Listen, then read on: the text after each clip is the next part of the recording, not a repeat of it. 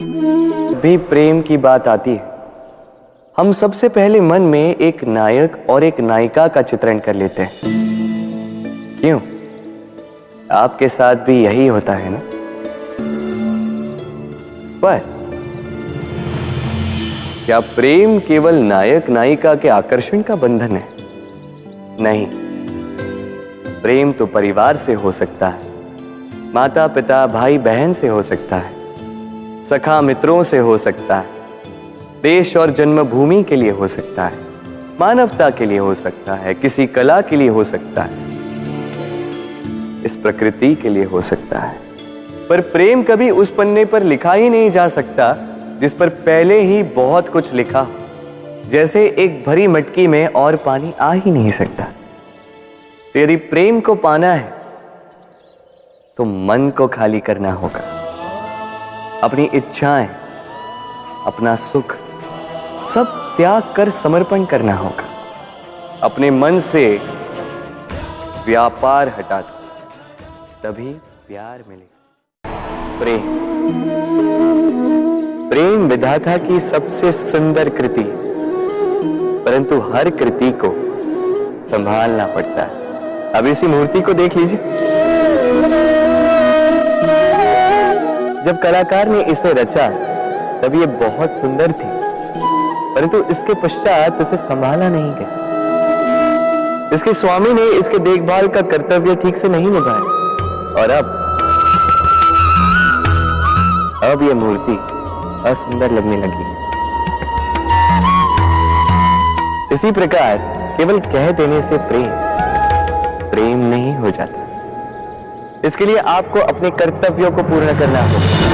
तो देश की रक्षा, परिवार और संबंधियों की सुरक्षा, संतान को संस्कार, जीवन साथी का आभार, ये कर्तव्य जब तक नहीं निभाओगे प्रेम से दूर होते जाओगे। तो यदि प्रेम का अमृत पाना है तो कर्तव्य की अंजलि बनानी होगी। प्रेम संसार का सबसे पवित्र बंधन है, पर सच पूछो तो ये बंधन से मुक्ति है, स्वतंत्रता है।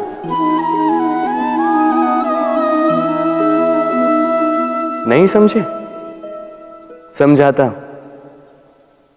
यदि कोई आपका प्रेम ठुकरा दे, यदि कोई आपका प्रेम समझ ही ना पाए तो क्या होगा? कुछ उदास हो जाएंगे, कुछ छल करके प्रेम पाना चाहेंगे, तो कुछ बलपूर्वक प्रेम पर अधिकार करना चाहेंगे। किंतु यह आवश्यक नहीं कि जिससे आप प्रेम करते हो उसे भी आपसे प्रेम, क्योंकि प्रेम कोई वस्तु नहीं है, न राज्य है न धन जिसे आप बल से अपने वश में कर सको। प्रेम वो शक्ति है जो आपके लिए हर बंधन तोड़ सकती है, किंतु स्वयं किसी बंधन में नहीं फंसती। तो जिससे भी आप प्रेम करते हो उसे स्वतंत्र छोड़ दीजिए, क्योंकि स्वतंत्रता ही वो भाव है जो जीव को सबसे अधिक प्रिय है। प्रेम सच्चा होगा तो उसे अवश्य समझ में आए।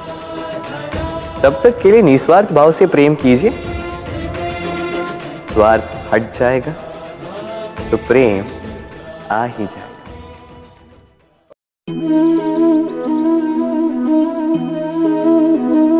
मेरे आसपास ये वृक्ष, ये पौधे, ये पुष्प देख रहे हैं आप? है ना सुंदर? क्योंकि आपने इन्हें देखा है। इसी प्रकार जब प्रेम की बात आती है लोग किसी का मुख स्मरण कर लेते हैं। ऐसी आंखें, वैसी मुस्कान, तिरछी भ्रूकुटी, घने केश, पर क्या यही प्रेम का अस्तित्व है?